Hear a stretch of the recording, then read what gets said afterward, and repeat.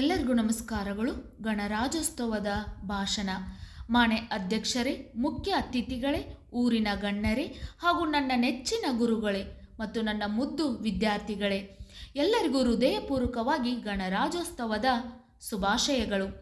ಮಾನ್ಯ ಅಧ್ಯಕ್ಷರೇ, ಮುಖ್ಯ ಅತಿಥಿಗಳೇ, ಊರಿನ ಗಣ್ಯರೇ ಹಾಗೂ ನನ್ನ ನೆಚ್ಚಿನ ಗುರುಗಳೇ ಮತ್ತು ನನ್ನ ಮುದ್ದು ವಿದ್ಯಾರ್ಥಿಗಳೇ, ಎಲ್ಲರಿಗೂ ಹೃದಯಪೂರ್ವಕವಾಗಿ ಗಣರಾಜ್ಯೋತ್ಸವದ ಶುಭಾಶಯಗಳು.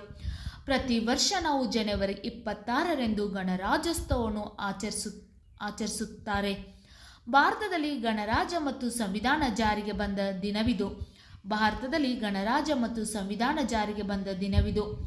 ಭಾರತ ಸಂವಿಧಾನ ಜನರನ್ನು ಸಶಕ್ತಗೊಳಿಸಿದ, ಸರ್ವರಿಗೂ ಸಮಾನತೆ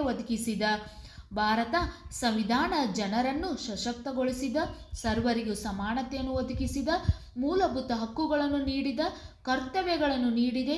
ಭಾರತಕ್ಕೆ ಸಂವಿಧಾನವೇ ಬಹುದೊಡ್ಡ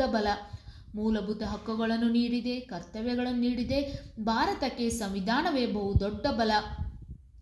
ಗಣರಾಜ್ಯೋತ್ಸವ ದಿನಾಚರಣೆಯು ರಾಷ್ಟ್ರೀಯ ಹಬ್ಬಗಳಲ್ಲಿ ಒಂದಾಗಿದೆ. ಹೀಗೆ ದೇಶಾದ್ಯಂತ ಸಂತಸದಿಂದ ಗಣರಾಜ್ಯೋತ್ಸವವನ್ನು ಆಚರಿಸುವರು ಎಂದು ಹೇಳುತ್ತಾ ನನ್ನ ಚಿಕ್ಕ ಭಾಷಣ ಮುಗಿಸುತ್ತೇನೆ. ಗಣರಾಜ್ಯೋತ್ಸವ ದಿನಾಚರಣೆಯು ರಾಷ್ಟ್ರೀಯ ಹಬ್ಬಗಳಲ್ಲಿ ಒಂದಾಗಿದೆ. ಹೀಗೆ ದೇಶಾದ್ಯಂತ ಸಂತಸದಿಂದ ಗಣರಾಜ್ಯೋತ್ಸವವನ್ನು ಆಚರಿಸುವರು ಎಂದು ಹೇಳುತ್ತಾ ನನ್ನ ಚಿಕ್ಕ ಭಾಷಣ ಮುಗಿಸುತ್ತೇನೆ. ಈ ಭಾಷಣ ಇಷ್ಟ ಆಗಿದ್ದಲ್ಲಿ ವಿಡಿಯೋಕ್ಕೆ ಲೈಕ್ ಮಾಡಿ, ಶೇರ್ ಮಾಡಿ, ಸಬ್ಸ್ಕ್ರೈಬ್ ಮಾಡಿ. Thank you.